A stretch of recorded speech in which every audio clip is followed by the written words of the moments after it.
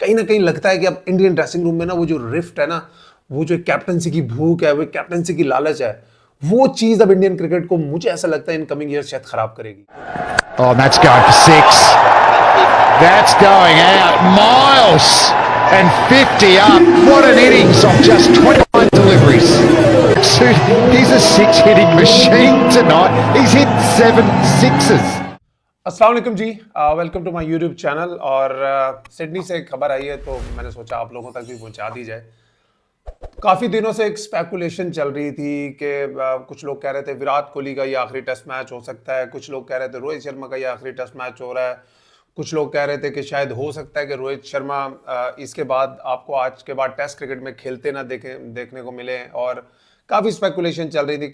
कल कोई सुना है कि कोई एक सख्त किस्म की एक टीम मीटिंग हुई है जिसमें कोच ने काफ़ी टीम के साथ कुछ हार्श वर्ड यूज़ किए और उसकी कुछ खबरें हमने देखी जो जो एज़ यूजुअल ये जो हमारा एशियन कल्चर है, इसमें जब हम भी पाकिस्तानी टीम में खेलते थे तो कई दफ़ा ऐसा होता था कि बड़ी हार्श किस्म की जो टीम मीटिंग्स होती थी उसमें बड़े जोशीले वर्ड्स भी बोले जाते थे और बड़ा गुस्सा भी किया जाता था। वो टीम मीटिंग होती थी, वो एक फैमिली के दरमियान में की गई कुछ बातें होती थी और फिर बाद में एंड में मीटिंग एंड में कहा जाता था कि जो आज इस रूम में हुआ है दैट शुड स्टे हेयर। और उसका नतीजा ये होता था कि जब अभी कई दफ़ा ऐसा भी होता था कि हम लोग मीटिंग ख़त्म करके अपने रूम्स में भी नहीं जाते थे तो वो पूरी की पूरी जो टीम मीटिंग्स होती थी ना, वो बिल्कुल उसी तरह से ट्वीट्स हुई होती थी फ्रॉम द डिफरेंट जर्नलिस्ट जो भी हमारे स्पोर्ट्स के। तो ये एक हमारा एशियन कल्चर है कि जो टीम्स के अंदर ही कुछ प्लेयर्स होते हैं जिनकी काफ़ी ज़्यादा एसोसिएशन होती है। कुछ जो बड़े स्पोर्ट्स जर्नलिस्ट हो रहे हैं, हम देख रहे हैं कि जो विक्रांत गुप्ता हैं वो काफ़ी जो टीम की इनसाइड न्यूज़ हैं वो रिपोर्ट कर रहे हैं through social media, electronic media, और वो लाइव भी उधर सिडनी में मौजूद हैं। उधर से काफ़ी चीज़ें जो टीम के अंदर हो रही हैं वो हमें लाइव रिपोर्टिंग भी देखने को मिल रही है। तो अब ऐसा एक बात चल रही थी कि यार क्या रोहित शर्मा इसके बाद हमें नजर आएंगे टेस्ट क्रिकेट खेलते हुए। तो अगर रोहित शर्मा की हम परफॉर्मेंस इस पूरी टेस्ट सीरीज में उठा के देखते हैं तो वो बड़ी पैथेटिक है। बल्कि पिछली 18 इनिंग्सों में मैं देख रहा था कि उन्होंने सिर्फ सिर्फ एक 50 स्कोर की। और इस पूरी सीरीज में साउथ अफ्रीका को ना जो उनका इंडियन मीडिया भी है उसने भी एक विलन के तौर पे पेश किया है। सबसे पहले जो वो पहले टेस्ट में अवेलेबल नहीं थे, साउथ इंडिया ने वन साइडेड वो टेस्ट मैच जीता और उसके बाद वो जब आए तो एक तो उन्होंने वो जो उनकी अपना एक टीम का एक पैटर्न था खुद ओपन करना, वो उन्होंने डिस्टर्ब ना करने की बात की। उसके बाद उन्होंने केएल राहुल को 3 नंबर पे खेलने का कहा, फिर राहुल कभी 4 नंबर पे खेल रहे हैं, कभी वो दोबारा ओपन कर रहे हैं। तो इस तरह सिर्फ ऐसा लगा कि जैसे रोहित शर्मा ने अपने आप को एडजस्ट करने के लिए पूरी जो एक टीम का एक कॉम्बिनेशन था उसको ख़राब किया, जिससे लगता है कि गौतम गंभीर खुश नहीं थे। देखने में तो लगता है जैसे गौतम गंभीर की रोहित शर्मा और विराट कोहली से बड़ी अंडरस्टैंडिंग है, बट ऐसा होता है जब आप ऑस्ट्रेलिया टूर पे कोई भी बड़ी टीम जाती है। I am not talking about वो टीमें, पाकिस्तान तो बहुत कम ऑस्ट्रेलिया में जीता है।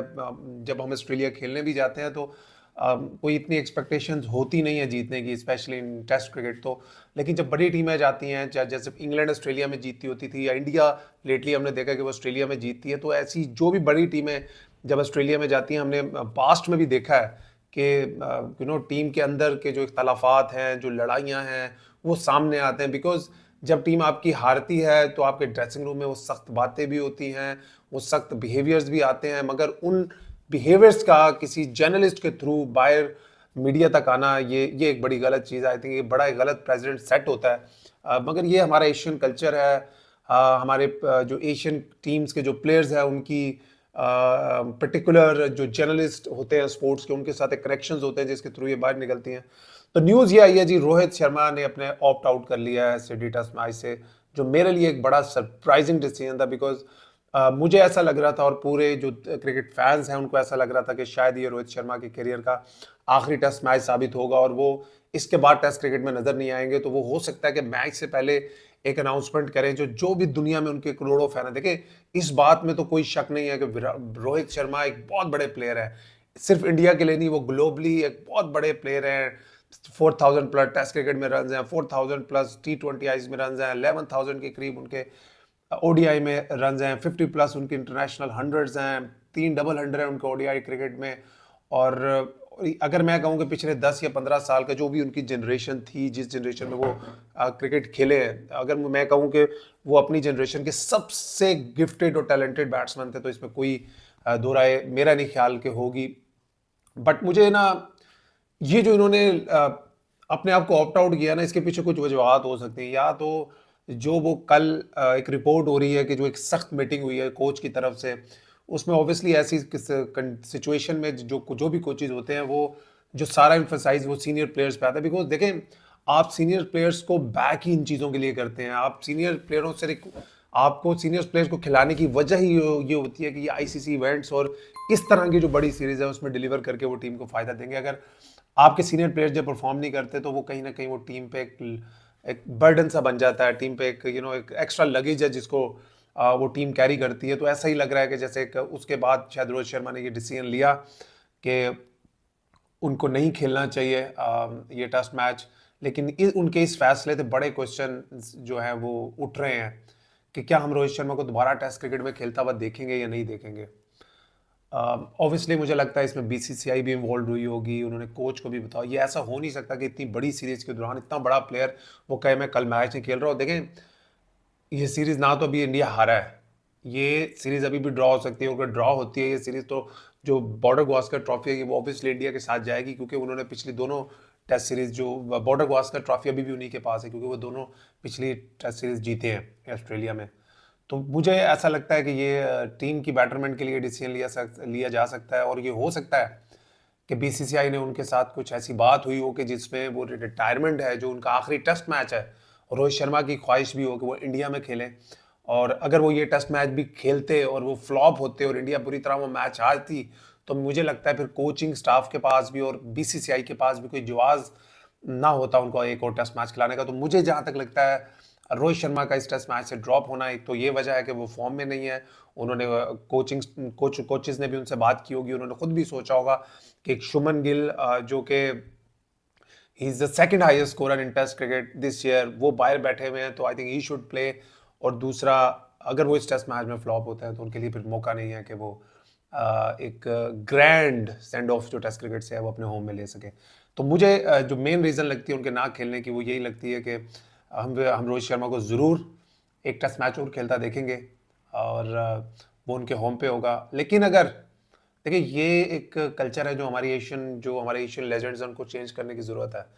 कि जब आप पे ऐसा टाइम आ जाए ना कि जो एक कीबोर्ड वॉरियर्स होते हैं सोशल मीडिया पे, एक 10 साल का बच्चा भी लिख रहा है रोहित शर्मा कुछ नहीं कर रहा, रोहित शर्मा को निकालो, तो I think that is about time.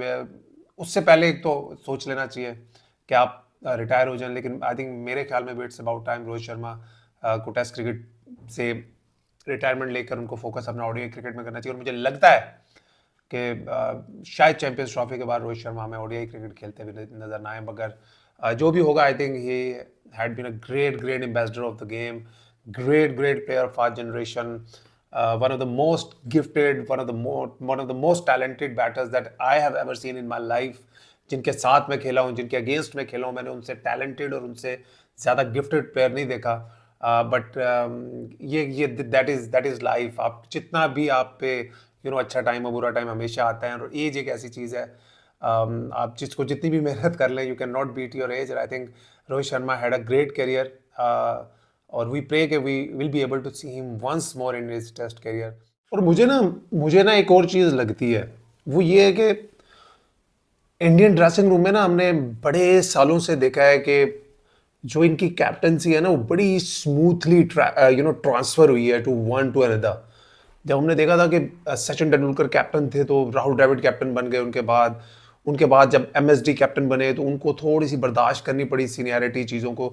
तो बड़े अरसे तक एमएसडी ने उनकी कैप्टनसी को संभाला। तो जब उनके पास ट्रांजिशन हुई तो विराट कोहली कैप्टन बने, बिकॉज वो विराट कोहली ही डिजर्व करते थे। बिकॉज एक तो उस कैलिबर के प्लेयर होना, उतने सीनियर होना, वो बड़ा एक स्मूथली ट्रांसफर हुआ। जब विराट कोहली को कैप्टनसी से हटाया गया, सारा ड्रामा बना, बट उनसे लेकर कैप्टनसी जब रोहित शर्मा को दी गई तो वो चीज़ें सारी चीज़ें ठंडी पड़ गई, क्योंकि रोहित शर्मा भी उसी कैलिबर के प्लेयर थे जिस कैलिबर के प्लेयर विराट कोहली हैं। और रोहित शर्मा की कैप्टनसी की स्किल्स के बारे में भी हमेशा बात होती है। तो मुझे अब लगता है कहीं ना अब जब विराट कोहली कैप्टनसी की रेस में नहीं है, रोहित शर्मा की बातें हो रही हैं कि ये शायद इनका आखिरी करियर का टेस्ट मैच है, तो अब हम नीचे देखते हैं ना तो हमें बुमराह भी नजर आ रहे हैं, हमें ऋषभ पंत भी नजर आ रहे हैं, हमें शुभमन गिल के बारे में भी बातें हो रही है। तो मुझे कहीं ना कहीं लगता है कि अब इंडियन ड्रेसिंग रूम में ना वो जो रिफ्ट है ना, वो जो कैप्टनसी की भूख है, वो कैप्टनसी की लालच है, वो चीज़ अब इंडियन क्रिकेट को मुझे ऐसा लगता है इन कमिंग ईयर शायद खराब करेगी, क्योंकि पहले हमेशा पिछले 20 सालों से हमने देखा कि इंडियन टीम में बड़े स्टार होते थे, एक बड़े स्टार से कैप्टनसी निकल के दूसरे के पास आती थी। तो अभी अगर जब आप रोहित शर्मा हट जाएंगे, कोहली कैप्टनसी की रेस में है नहीं, तो बाकी अगर बुमराह का फास्ट बॉलर हैं, वो हमें भी पता है कि वो सारे टेस्ट मैचों में अवेलेबल भी नहीं होते, वो पिक एंड चूज करके क्रिकेट को खेलते हैं। तो अगर वो कैप्टनसी किसी और को दी जाती है तो वो ये ऋषभ पंत हो गए, शुभमन गिल हो गए, केएल राहुल हो गए, ये एक तो एक ही कैलिबर के प्लेयर्स हैं, अच्छे प्लेयर्स हैं, नो डाउट, इसमें कोई शक नहीं है, मगर ये सब के सब कैंडिडेट हैं, किसी को पता नहीं है कि इनमें से कैप्टन कौन होगा। उस टाइम पे जब ये ट्रांजिशन होती थी तो साफ पता होता था कि यार जब गंगुली कैप्टन हटे थे तो पता था धोनी बनेगा, जब धोनी कैप्टन हटे थे तो सबको पता था कि भाई विराट कोहली कैप्टन बनेंगे। जब विराट कोहली को कैप्टन सी से हटाया गया तो सबको पता था कि अब कैप्टनसी रोहित शर्मा को दी जाएगी, लेकिन रोहित शर्मा के बाद अभी तक उनके पास क्लैरिटी नहीं है कि नेक्स्ट कैप्टन कौन होगा। जसप्रीत बुमराह भी एक बाकियों से अलग कैलिबर के क्रिकेटर जरूर है, मगर वो फास्ट बॉलर हैं, वो सारे के सारे टेस्ट मैचेस नहीं खेलते। तो कहीं ना कहीं उम्मीदें प्लेयरों की जागी होंगी कि मुझे कैप्टन बनना है, मुझे कैप्टन बनना है। तो इस चीज को अगर ये इंडियन क्रिकेट में आ गई ना तो इंडियन क्रिकेट का बहुत बुरा हाल होगा। आई थिंक जो बीसीसीआई है, जो गौतम गंभीर है, जो इवन विराट कोहली है, तो मेरे ख्याल में तो ये बुरा आइडिया नहीं होगा फॉर टाइम बिंग कैप्टनसी वापस विराट कोहली को देकर जिसको भी आपने बनाना है नेक्स्ट कैप्टन या बनाना है उसको वाइस कैप्टन रखा जाए, क्योंकि जसप्रीत बुमराह भले अच्छे कैप्टन होंगे मगर कैप्टन उसी को होना चाहिए जो 90% ऑफ द टाइम जो सीरीज होती हैं, जो मैचेस होते हैं, उनमें वो अवेलेबल होते हैं। और बाकी अगर विराट कोहली, मुझे नहीं लगता अगर वो कैप्टनसी नहीं लेते तो फिर जो इंडियन क्रिकेट है ना, जो इंडियन का जो ड्रेसिंग रूम है वो एक मुश्किल ड्रेसिंग रूम बनेगा। आप ख्याल रखिएगा, इंशाल्लाह see you all soon tomorrow with a new vlog.